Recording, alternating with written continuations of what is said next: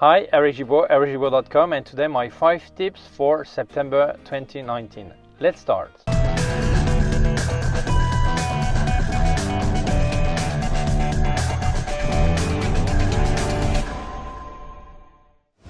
Well, I don't really watch others people YouTube channel, just maybe like 10 international YouTubers. But we're all international on YouTube because it's internet, but I mean people that are really well known. But one of them, one of the channel is the channel of Chelsea and Tony Northrup, and I saw one tip that I think is great. I really loved it, so I have to tell where I got it from. I'll leave you a link to their channel. And this is what Chelsea calls a one-eye tip. I've made many explanations about seeing like a sensor. I also have some eye tip, but this one is great because what we do actually see when we have both eyes open, we have a binocular vision, and we actually see in 3D. But your camera doesn't see in 3D. Pictures are flat, they are 2D, so you need to actually see in 2D. Why? Because very often you look at the scene and you say, oh, I see this here and that there and all this, and that's great, I'm going to frame and make a picture, and then after the picture looks really not well composed. Why? Well, basically because you saw in 3D but you made the picture in 2D, so your brain remembered the way it looked in 3D, and when you look through the viewfinder you didn't appreciate that it was not the same way. So the thing is very simple. You just close one eye, you can close it like that, put your hand. So now you see in 2D. Obviously if you have one eye with a problem, probably you already see 2D, but if you have both eyes with normal sight, you'll see in 3D. So you just close one eye and then you realize that you see everything is flat, completely flat. So it means that you realize that you need to move yourself, to place yourself, to compose and give volume to your picture. And very often people, they're not aware of this, but they do see the problem and actually use very short depth of field to have the subject stand out. But if you do street photography or social photography, you still want to see what's around. So it's important that you compose in a way that you see some volume. So previewing in 2D this way will help you actually compose and see where everything is going to fit once it's made in 2D. So I think this is a great tip. Second advice tip, very often we use 2 cameras or 1 camera and a telephone, and after a travel or reportage or whatever, we actually look at all the pictures together, whether it's telephone or camera or whatever. We would like to see them in the right time order. So it's very important that you set the same time, hour time on your cameras and telephone and everything. If there are 2 cameras, set the same time, but if it's 1 telephone and a camera, obviously your operator will give the time to your telephone, so what must be adjusted is your camera to your telephone. And if the camera doesn't keep exactly the same time over the week, if you're traveling, for example, well, just every morning, just reset the time on your camera and that's it. When you want to watch your pictures, they will be in the perfect time order. Tip number 3. Very often people, when they make pictures to babies or kids, obviously they want the kid to look at the camera, and very often the kids doesn't want to do it, so they need to have to attract their attention, making noise with a small toy or whatever, or keys like this, gling gling gling or whatever. But most of the time the mother, the father or grandparents, they actually help you with that, but you still see the kid that is not looking at the camera. Why?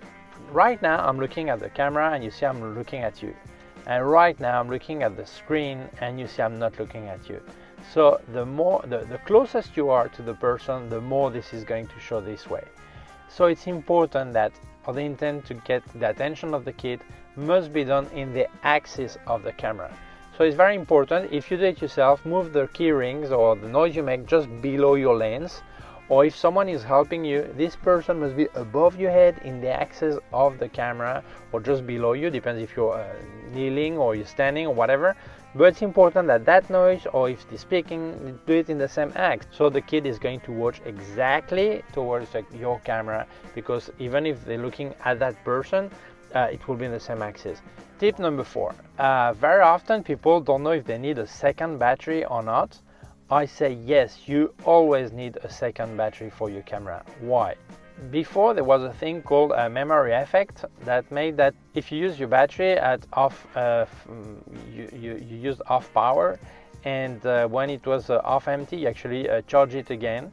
Once and again and again and again. Then after a while, a short while, instead of having a full capacity, the capacity would be down to 50%. So it was called memory effect.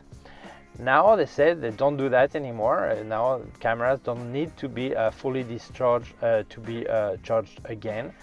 That's true, but there is still some kind of memory effect, and you will notice you lose capacity. So I do think you need to empty completely your battery, although the maker says it's not, you don't need to. I can show you that after 6 months, 10 months, your battery capacity is getting down. So you do need to empty completely your battery before charging it again. So if you're traveling or you're on a reportage or whatever and your battery is completely empty, you don't have a second battery, you cannot keep making pictures. So it's important you have a second battery. And even if it takes you like 3 weeks to empty it, and when it's empty, then you put the second battery and then you charge the first one. And when the second battery is completely empty, then you place the first one and you rotate your batteries. I do recommend always to have a second battery and always to wait for the first one to be empty before putting the second one. Tip or advice number 5.